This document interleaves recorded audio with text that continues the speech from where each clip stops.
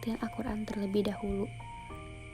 Secara etimologi, arti Al-Quran dapat dilihat dari bentuk tulisan dan bacaannya. Dalam hal ini ada dua pendapat, yaitu mengatakan Al-Quran ditulis dan dibaca tanpa hamzah menurut Asy-Syafi'i, Al-Farra, dan Al-Asy'ari. Sedangkan Al-Lihyani dan Al-Zajjaj mengatakan Al-Quran ditulis dan dibaca dengan hamzah karena mengikuti wazan.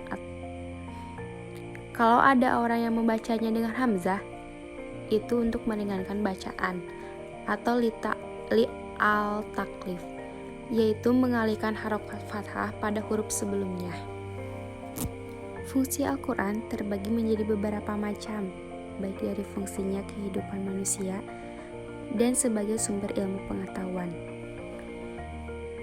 Fungsi Al-Quran secara umum ialah untuk dibaca, dipahami, dan diamalkan sebagai petunjuk atau pedoman hidup manusia. Fungsi Al-Quran dari segi pengetahuan. Yang pertama yaitu ilmu tauhid. Ilmu tauhid merupakan ilmu kalam dalam Islam. Disiplin filsafat dalam mencari prinsip-prinsip teologi melalui dialektika. Membahas pengokohan keyakinan dalam agama Islam sehingga dapat memperkuat dan menghilangkan keraguan tentang ketuhanan. Yang kedua, ada ilmu hukum.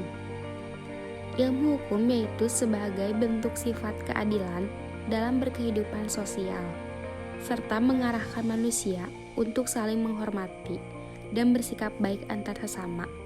Misalnya, terdapat hukum pernikahan, warisan, zakat, sedekah, dan lain sebagainya.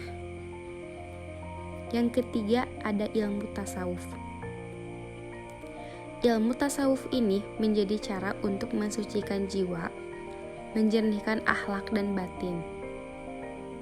Yang keempat ada ilmu filsafat Islam. Ilmu filsafat Islam ialah hubungan ilmu kalam dengan filsafat yang dikembangkan oleh cendekiawan muslim. Jika dalam ilmu filsafat lain, kadang masih mencari-cari tentang kehadiran Tuhan. Namun, di filsafat Islam sudah meyakini tentang keesaan Tuhan, yakni Allah Subhanahu wa Ta'ala. Yang kelima ada ilmu sejarah Islam. Al-Quran juga penuh akan kisah sejarah, baik yang patut diteladani maupun sebagai ilmu pengetahuan. Al-Quran mengandung ilmu sejarah dari masa terbentuknya manusia hingga perjuangan Nabi Muhammad SAW.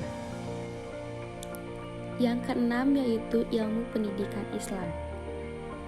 Ilmu pendidikan Islam ini menjadi salah satu sumber utama dalam mempelajari Islam.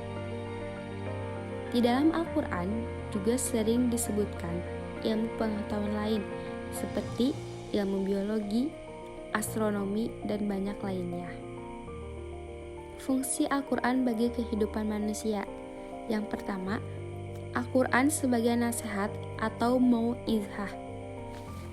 Secara umum, mau'izah adalah nasihat yang bertujuan untuk merubah sifat dan sikap manusia menjadi lebih baik dan bermanfaat. Dengan demikian, Al-Quran dapat disebut sebagai pemberi peringatan yang baik atau mau'izah al-hasanah, sebagaimana firman Allah dalam surat Yunus ayat 57. Yang kedua ada obat atau syifa.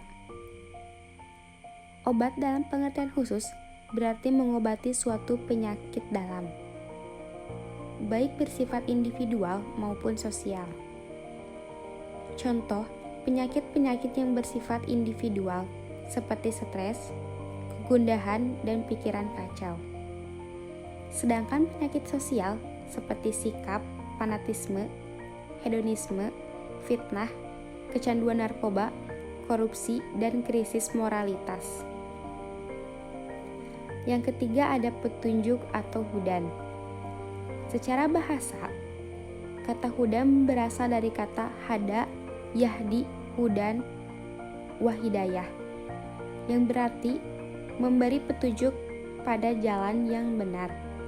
Secara istilah, hidayah adalah tanda yang menunjukkan pada hal-hal yang dapat menyampaikan seseorang kepada yang dituju. Jadi, Al-Quran sebagai petunjuk karena mengajarkan manusia pada jalan yang dapat mengantarkan dirinya pada tujuan hidup yang sesungguhnya, yaitu kebahagiaan hidup di dunia dan akhirat. Yang keempat ada rahmat. Muhammad Mahmud Hijazi mendefinisikan rahmat sebagai kelembutan hati yang melahirkan ihsan, perbuatan baik, ramah dan kasih sayang.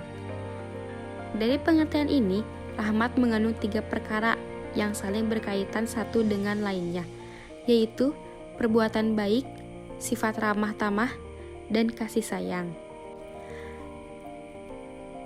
Yang terakhir yaitu yang kelima, pembeda atau furqan.